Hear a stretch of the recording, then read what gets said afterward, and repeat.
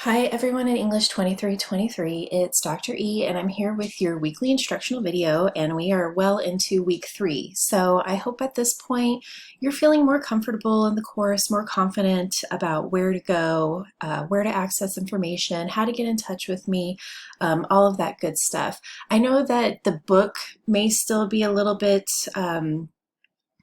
much if you're using the online version, but again, don't worry, just take your time to click through, find what you need, take time in the table of contents to locate the biography of any of the folks we're reading along with the assigned readings.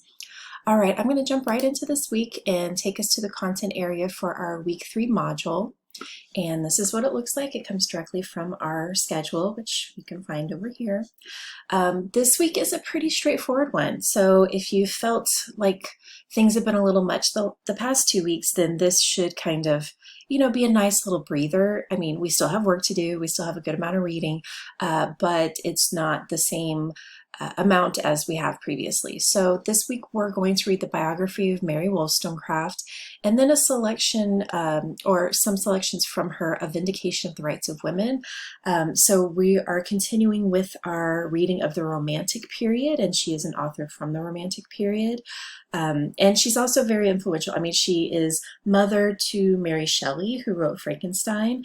And she is also considered one of the first English writing white feminists, given what she shares in A Vindication of the Rights of Women.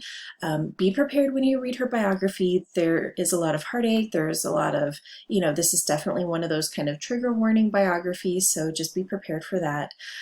So right now you're watching the weekly instructional video, thanks, and then you have a discussion due on Thursday as well as the participation quiz. And this week I want you to note that you are required to have 2 responses to your colleagues in that discussion area. Remember, when there are those little plus marks, that those mean they are optional and bonus credit.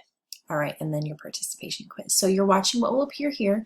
We don't really have anything formal to review here, but of course, if you want to just click around, you can look at some of the syllabi, or look at the syllabus, look at the schedule, of course, but then also some of the rubrics, even though, just a reminder that I've posted everything from a previous semester just so you can get a sense of the course, but there is a chance that some of these will change.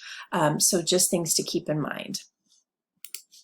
All right, so we do have our week 3 discussion.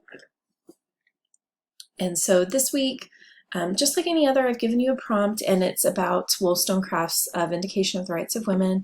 So in 1 to 2 paragraphs, I want you to share your experience with the text, right? So this is what I often ask you to do in journals as well, is, how was the reading? Was it approachable? Was it difficult? Why or why not? So I want you to really push into what makes a reading perhaps a bit easier for you, what makes it more difficult. Is it the language, the time period, the content, that kind of thing?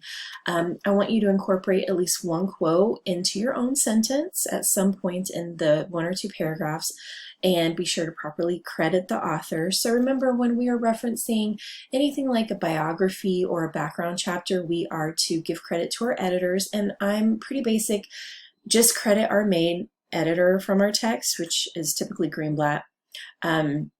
You don't have to go into the small print to find out which specific editor wrote what section. That's okay. Greenblatt, I'm comfortable giving him credit since he oversees everything. But if you're citing something directly from an author, then give the author credit. So this week would be Wollstonecraft, right? And we want to quote from hers to support your ideas. In 1 to 2 paragraphs, what do you believe is her most compelling or interesting idea from A Vindication of the Rights of Women, and why?